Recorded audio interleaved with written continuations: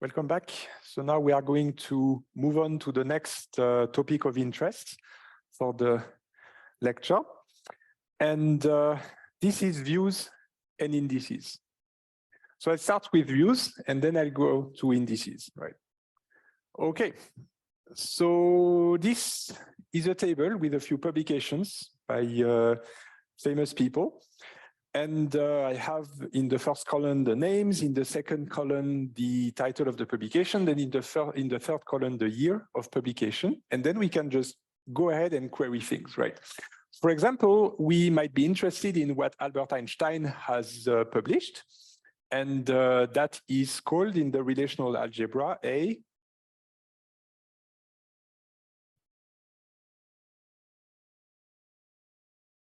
Zoom, maybe?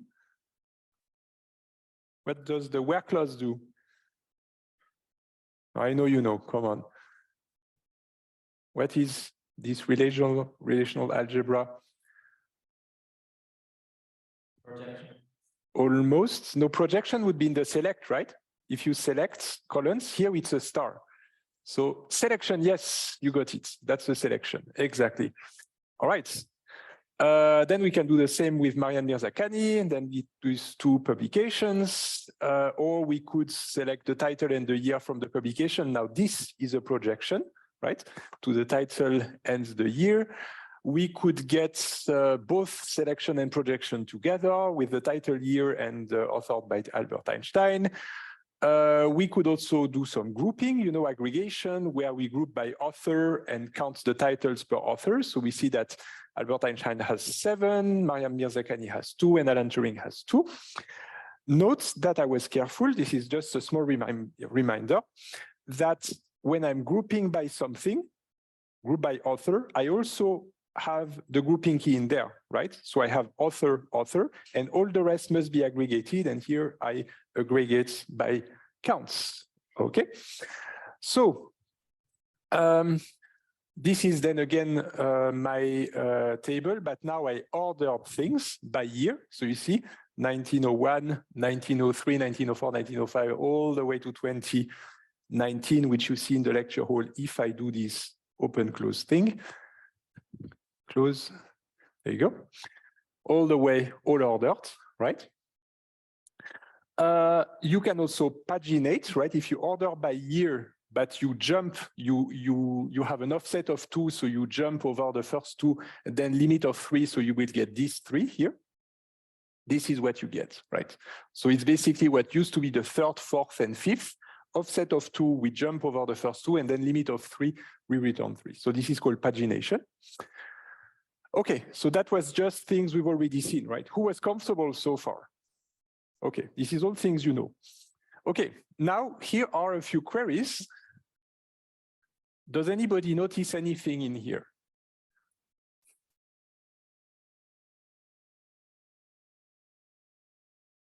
Maybe on Zoom?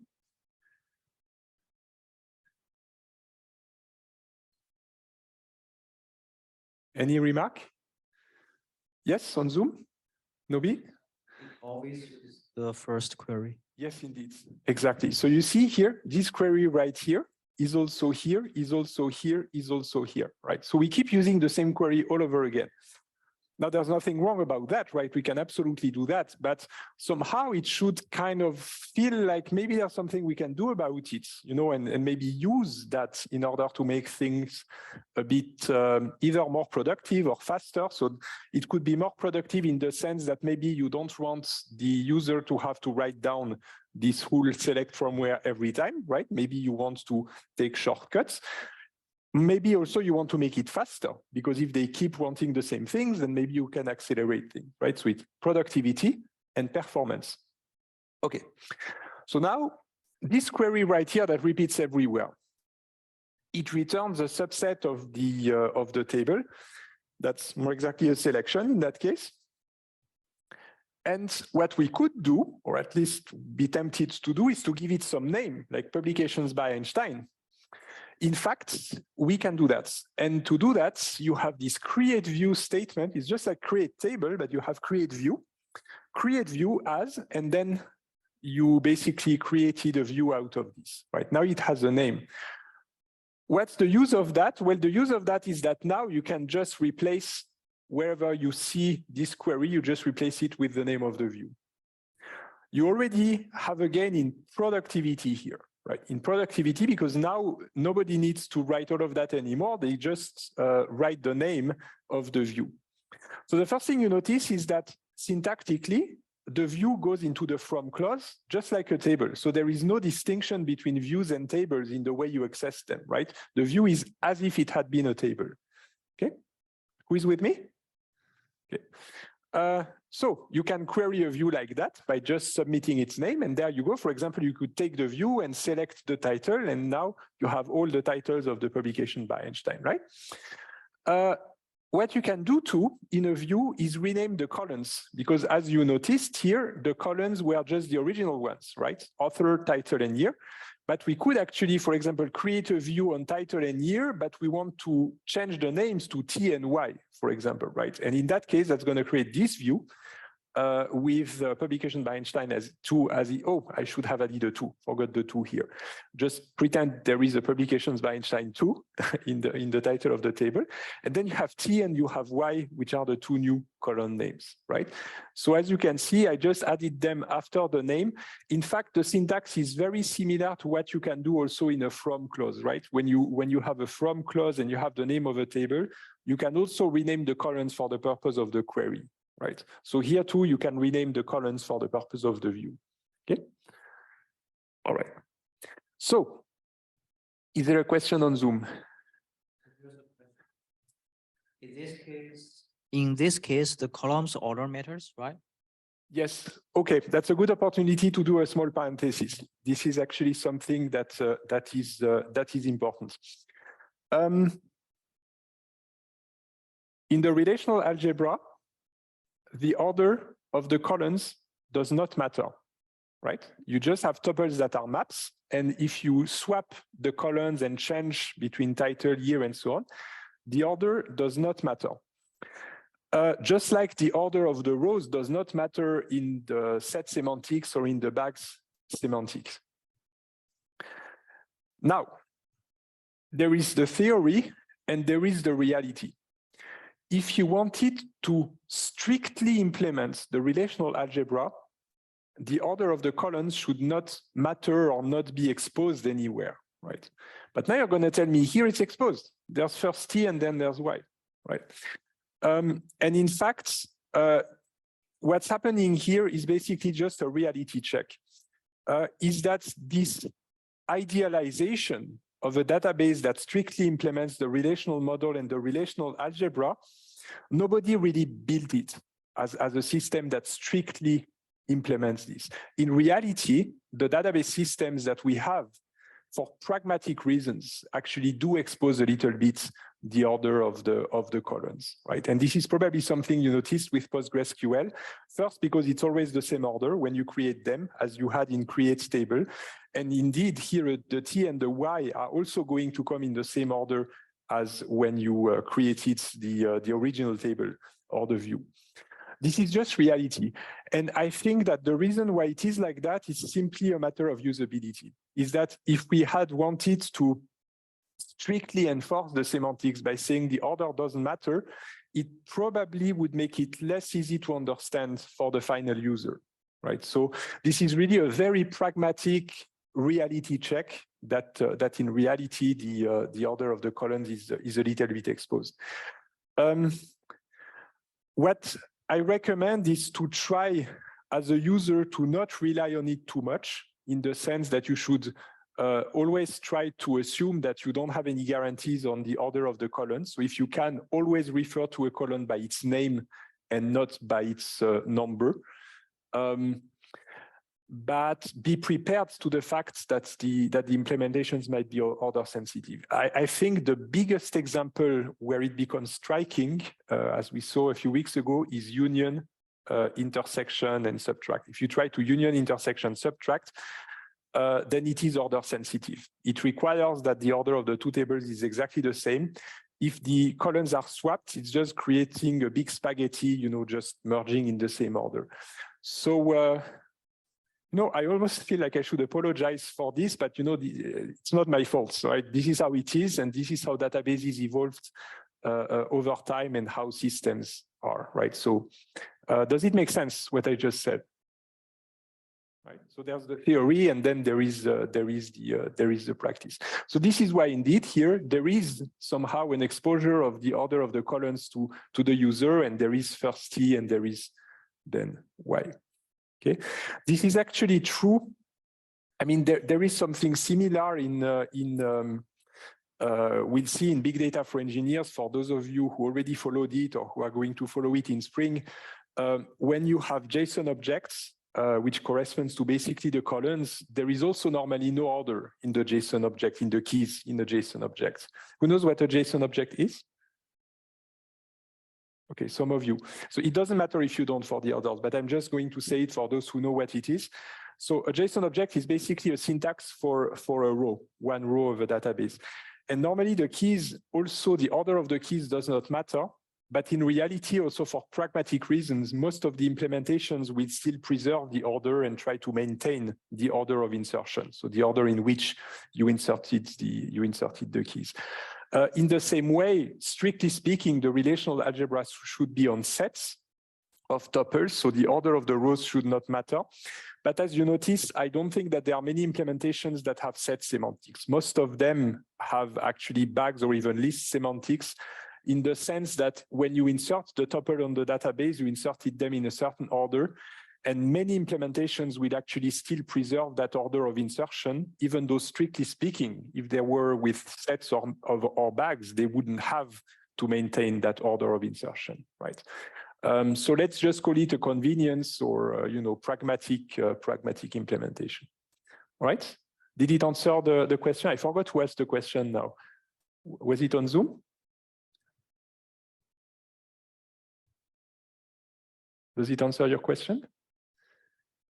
Yeah, I think so. All right. So now I'm closing the parenthesis, but it's very good that you ask, because this is, it's the sort of things that are just in practice, right? When you just get experience. Okay. So now, the kinds of relations. So far, we only saw two kinds of relations or of relational tables. There are those that have a name that you create and populate with data, right? With create table, blah, blah, blah, and then insert values, and they are stored on disk, right? And then even if you switch off the electricity and switch back on, you will still see it. So there's the named relational tables. And then there's the relations that you just see in your Jupyter notebook as the results of your queries, but these are not persisted anywhere, right? Once you close your notebook, they are gone, right? So that was two kinds, but now we have a third one that is the views, right? So again, we have the relational tables. I'm calling them tables, right? But basically everything would be a table, but just for distinguishing. So these are persisted on disk. You can update them, you can query them. Then there are the views that you give a name to, but they are not necessarily persisted on disk, right? They can be computed every time, okay? And then the last one is what is called on the fly, just that these are all the relations that appear as results of queries, but you don't actually save them anywhere, right? They are just forgotten as soon as you're done with querying. Now, what's important is that, so on the fly is not stored. The tables that you created with create table, they are persisted. Views can be persisted. It's just that they don't have to. They can actually be persisted. Because you have the choice between what is called materializing your view. If you create a view that is materialized, it means that when you create it, it's actually going to compute that view and save it somewhere.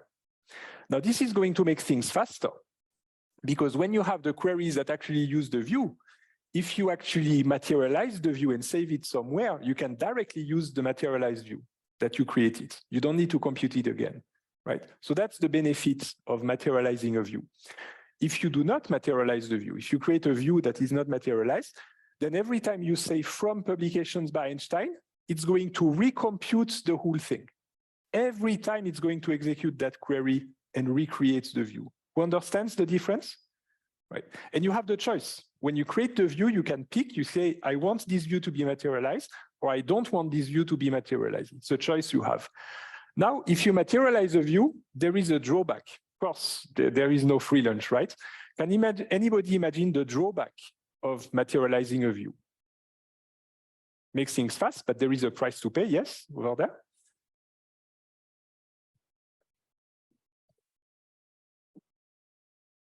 It's just this query, like if there was an update in the database, these updates will not be in there. Exactly, exactly. So if you have an update, we'll come to you on Zoom. I also saw an answer on Zoom. If you update the table that the view came from, so this is the view here, but if you look at the original table and update it, then the view will not reflect these changes because you've already materialized the view. So that means that if you materialize a view, you need to remember to once in a while refresh it, right? Otherwise, we say that it's stale. There is staleness. It might be missing some of the latest updates. So indeed, if you materialize a view, make things faster to read, but it might be stale and you need to refresh the view once in a while. There is a second drawback that was mentioned on Zoom, maybe Nobi. Increase of volume. Exactly, increase of volume. So I understand what you mean as it takes space, right? So indeed, it takes space on the disk. And this is also a general rule in databases or in computer science that typically when you make something faster, it usually costs you some space. It's like this space-time, right? If you gain time, then you need to pay in space. And if you gain space, you need to pay in time, right? So basically, if you materialize the view, you pay in terms of space. It costs you space, but you gain time because it's already there. You don't need to compute it again. Or if you don't materialize it, you save space because you don't need any space to save it, but it costs you time because you need to re-execute this query every time the view is used, right? For whom is this clear? Okay, so two good drawbacks. Thank you very much for this. Okay. All right. And of course, I think PostgreSQL, so first you can choose or not to materialize, and it also has a command for refreshing the view if you want to refresh a materialized view. Okay. So these are the kinds of relations where they are named. So tables and views have a name, on the fly doesn't. Tables are persisted, views can be persisted, but they don't have to. So this is, I put a no here, but it's optional. You could if you wanted to. And on the fly doesn't have a name, as in is also not persisted. Okay. Now, here comes, let's say, a puzzle. You can update a table, right? If you create a table and you add things, you update things, so you can update the table. Now, my question is, can you update a view? Right? Because a view is not something you created with data, right? It's just something you created with a query. Can we update a view? Who thinks we can?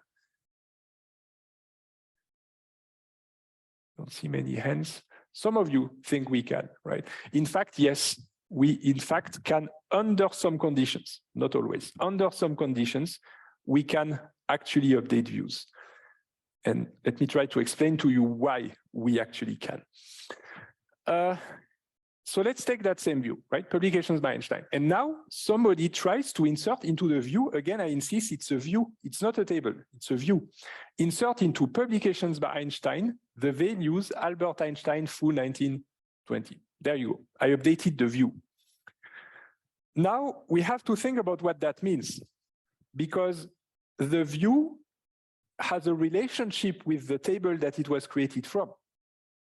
What is this relationship?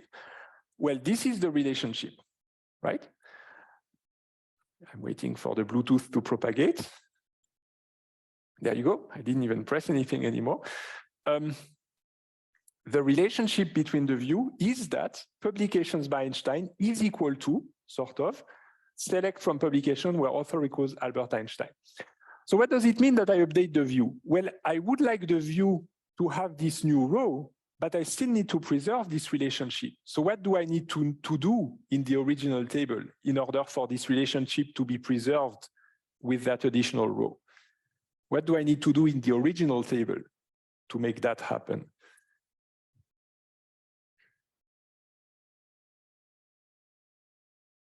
Zoom, maybe?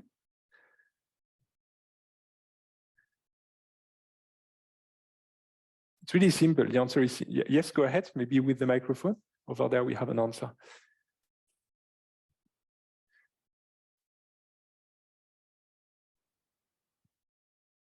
Just insert them into the tables that we got the view from. Exactly. We insert that row here, Albert Einstein, into the original table like this. So this is my original table.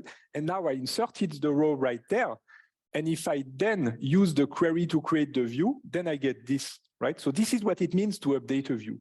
You update a view by updating the underlying table in such a way, no matter what, in such a way that then you get the update applied to the view as desired. Now, why did it work here? Well, there are several reasons why it worked. The first reason is that what we inserted in the author is Albert Einstein. Imagine that I inserted something else, right? So for example, if I inserted Mirzakhani, then you would have a problem because you could, of course, insert the new entry with Mirzakhani in here, but you wouldn't have it in the view.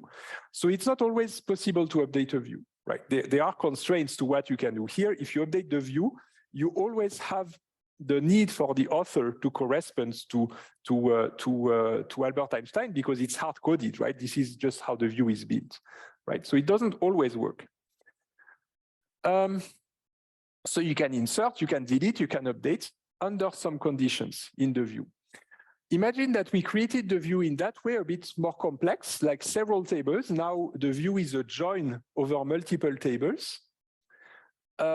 And we try to insert things in there. Now imagine that we try to update the view. This is much trickier. And for example, why it's trickier is that if you have a join, you might have repeated values coming from the original tables. Imagine that you update one row in the joint tables. And if you tried to update the original tables in such a way that the join would give you that, you can't. Because by definition of a join, when you join the same tuple with multiple tuples, it has to be duplicated, right? Who understands that? Right. So for example, imagine I have a join with foo and bar 1, bar 2 on the other side. So what I'm going to have is foo bar 1 and foo bar 2, right, in the join. But now imagine that this is my view. I have foo bar 1 and foo bar 2, and now I try to change one of the foo to foo 2. So now I have foo bar 1, foo 2, bar 2. Can I change the original tables to get that? Absolutely not so easy, right? So this is why doing that, we just say the view is not updatable. You cannot update that view. The same here. Imagine you project to just the title. You create a view from one table, you just project to title, and now you try to add a new title. The problem now is that you have more columns in the original table. You just don't have title, you also have the year, you also have the author. So now you know the author, Albert Einstein, so you could think, okay, we add Albert Einstein and the new title in the original table, but what year do you put in there? You don't have any year to put. So you see, this doesn't make sense in that case. You cannot just update the view because you don't know what to do in the original table. So in general, the way that PostgreSQL does it, and of course it can evolve over time, is that it guarantees to you that a view is updatable if there's a few simple conditions that you respect. The first thing that it asks you for the view to be updatable is that there's only one table in the from clause, like this, for example, only one table, but not like this. Here there's two, right? So only one table in the from, right? Only derived from one table. Second, all attributes must be part of the projection in the select clause. So not like that. Here you only have title, but you're missing other attributes. The only exception is that it's fine to omit the attributes that are nullable, that can be null, or that have a default value, right? Because if it's nullable or it has a default value, then it's updatable because then you can just put nulls and default values in the columns that are not part of the view when you insert something, right? And third, and this one is a bit trickier to understand why, but you know that I showed you that queries can be nested, right? You can have a query in a query in a query, right? A few weeks ago. So basically in SQL, you can even have, in the where clause, you could have a nested query that itself, again, reads the table. And so what PostgreSQL forbids you to do for a view to be updatable is to use the relation again in the where clause in a nested way. That would break the updatability. Okay, so these are the three conditions. What's another way of putting the third condition? Just keep the where clause simple. That's pretty much what it means. Have a very simple where clause predicate with nothing fancy and nothing that would again use R instead. Okay, if these three conditions are met, the view is updatable and you can go ahead and insert, delete, update, and so on. If these conditions are not met, this is fine too. You can still create your view. It's still going to work, but you cannot update the view. If you try to insert, delete, update, it's going to throw an error telling you, sorry, that view is not updatable because you didn't check the boxes here of the updatability. For whom is that clear? Okay. I'm actually done with views. Any questions so far on views?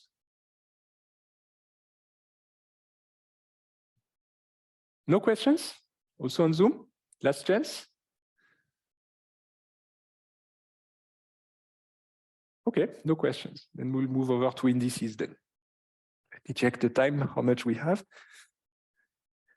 Okay, so we have roughly quarter of an hour. Okay. Indices. All right, so let's come back to this query right here, where we select the tuples for which the author is Albert Einstein. How do we compute that? How do we compute these tuples right here? Well, the only way is to look at the original table and to just go through each tuple. And for each tuple, we ask the question, well, is the predicate fulfilled? For each tuple, is the author Albert Einstein? Yes, no, yes, no, yes, no, right? So this is called the full scan, what we are going to do now. And I have an animation for you.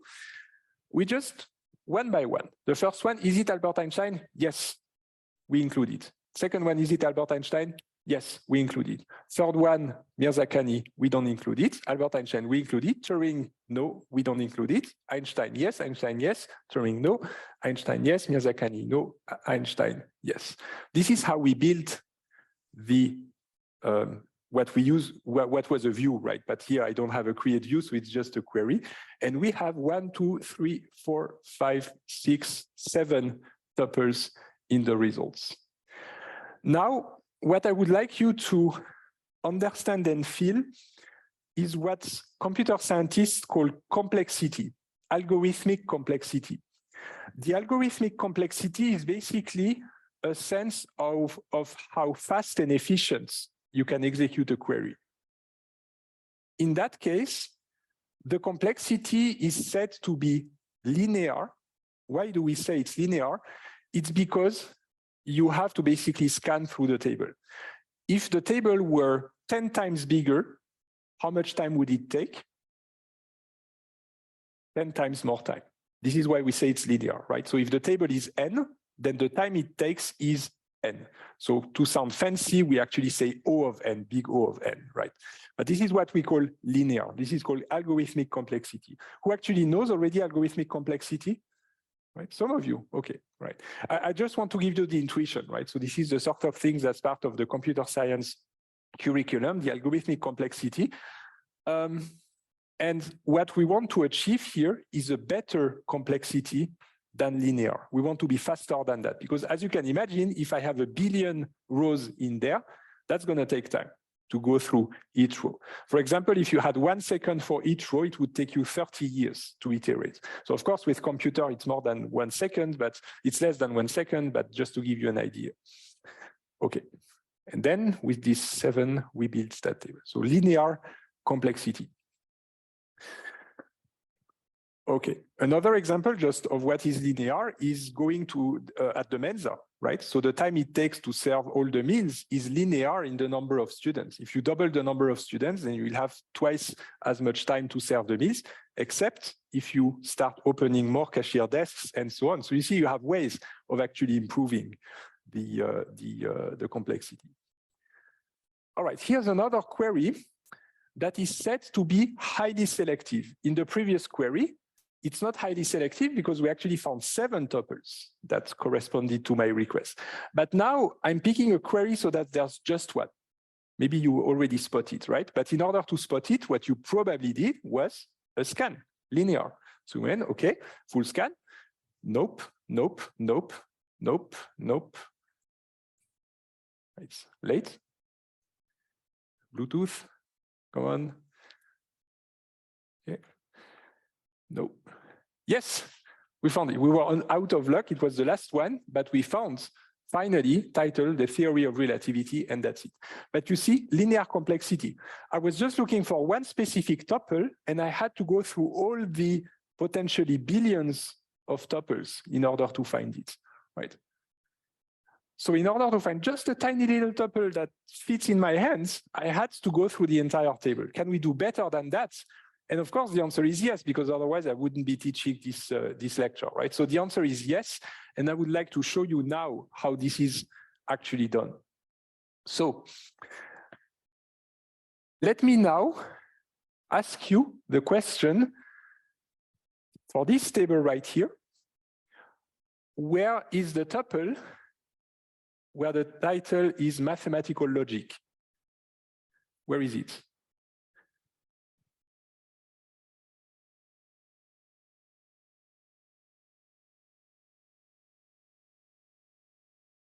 Fourth line, yeah.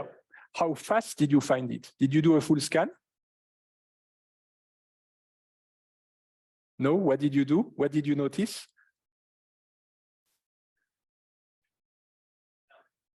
Oh, you scanned from the top. Ah, okay, yeah, so that's good. So let me comment on that. So basically you started for the top and you were lucky because it was the fourth one, right? Now, imagine that it wasn't the fourth one and there's a billion entries in there and you still have to find it and it's somewhere in the middle. Maybe we can bring the microphone. So do you see any way that you could have been faster than the full scan looking at the table? There is something particular about that table. I find that since the title is sorted by alphabetical order, yeah. so I can scan the initial and I first find the M and find if there is mathematical logic. Exactly, that's exactly the idea. So indeed, as you can notice in this table right there, everything in the title column is alphabetically sorted. Do you see? A, C, D, M, O, O, O, O, T, W, and so on. It's alphabetically sorted. Now, imagine that I give you a dictionary on paper dictionary, and I ask you to find a word. Are you doing a full scan of the dictionary? No, you're not doing a full scan of the dictionary because the dictionary alphabetically sorts the entries. And so you probably learned in primary school that you can actually just open the dictionary randomly, then look at the letter, and then either it's smaller, it's before or after, and then you just find your way through the dictionary by rolling the pages. There's a name for that. Like, for example, we could do it here, right? We just go in the middle like you would do with the dictionary, and then we go, okay, we are too far away, so this is, we can gray that out, right? So it's before, then again, we divide in two roughly, so this is before, and so on. So you see, I made my way through it, and that's called, does anybody know the name of that? It's called the binary search. It's called the binary search because every time you pick a value at the middle, roughly at the middle randomly, and it cuts in two, you know that it's in one half and not in the other half. So every time you cut into the space that you check. Do we have a question on Zoom? Okay, I thought somebody had asked a question. Okay, so now, is this linear, like a full scan? That's not linear, right? Because look, 1, 2, 3, 4. We didn't go through the entire table, we just compared 4 times. In fact, the complexity is logarithmic. What I mean here is if you multiply the number of tuples in the table by 2, it only adds 1 in the time. If you multiply by 4 the number of tuples, it's only going to take 2 more seconds, let's say 2 more units of time. If you multiply by 1,024, the number of tuples, like 1,000 times bigger, it's only going to take 10 more units of time, not 10 times more time, 10 more units of time, 10 more seconds. This is logarithmic. It only grows with the number of zeros of the tuples on the table. And this is absolutely great. This is something we love, right? Who gets the intuition of that? Right? This is exactly why if I give you a dictionary with 40,000 words, and I ask you to look up a word in the dictionary, if it takes you 1 second to look up every word, you're not going to take 40,000 seconds. That would be half a day through the dictionary to find the word. But I don't think it takes you half a day looking in a dictionary. It just takes you a few seconds to find the word. This is because it's logarithmic. If you double the size of the dictionary, it's just going to take you 1 more second. You double it again, just 1 more second. It's not doubling the time. This is the intuition of logarithmic complexity. But again, it worked because this is sorted. And of course, it's not always sorted. If it's not sorted, then you have to do a full scan. Imagine I give you a dictionary, but it's not sorted alphabetically. The words are just shuffled. Who understands that then you would need a full scan? You just open the dictionary and go through the words and spend half a day looking for the word that you're looking for. Okay, that's exactly the intuition. Now, this is just an abstract representation of what's going on, right? I just put all of these titles here and I organize them is what is called a tree structure. And what I have on top of the tree is the title in the middle that I started with, right? Everything on the left is smaller, meaning that alphabetically it comes before it. You see A, D, C, M, and everything on the right comes later in the alphabet, right? O, O, T, W, and so on. So you see that what I do is that I look here. So this is where I put in the middle of the table. Then I notice that what I'm looking for, mathematical logic, is before in the alphabet. So I go to the left, then to the next one. Okay, D, that's after D, right? That's M, right? So I go to the right, that's M. Okay, now it's M, so I need to get to the next letter, M-E, M-A, mathematical logic, that's before, and there you go. And now you see with your own eyes that it's not a full scan. It's not a full scan because I only colored 4 of these titles in there. All the other ones I didn't even look at, right? And this is where it's logarithmic. If I double the size of the tree, twice as many, it's only going to increase by 1 the depth, right?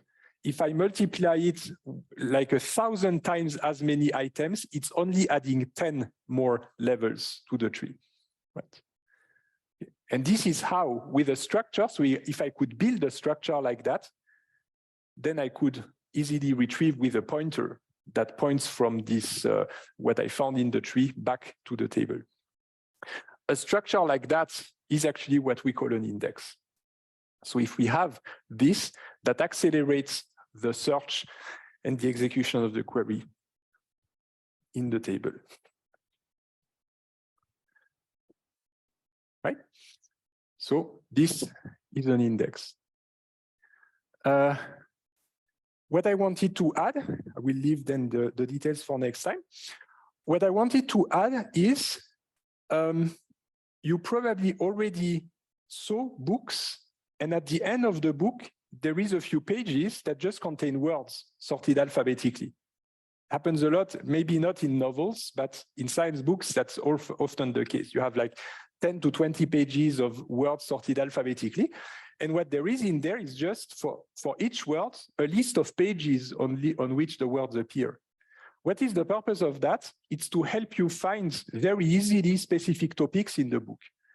If you didn't have this index at the end of the book, you would have to full scan the book to look for something. But with the index, you can accelerate your search of a specific topic, look up the pages, and then find the page with a binary search. Okay? So this is what an index is. And in a relational database management system like PostgreSQL, you have the possibility to ask PostgreSQL to build an index like that for you. It's going to take time, of course, but it will do it for you. And once the index is built, you will notice that the queries magically become faster. They used to be slow without the index. You add the index, takes a while, and then bam, bam, bam, bam. The results are just almost instant. And if you have billions of entries in your table, that's a huge difference. It's the difference between waiting for several hours for the computer to find a row and getting your answer in just a few milliseconds. That's the difference that it makes to have an index. Okay, who is clear about indices? Okay, and next week I will show you the structures of these indices. I will show you that there are several kinds of indices. But I think that for today, we've done enough. So let me quickly check that you followed. 20, if, there you go.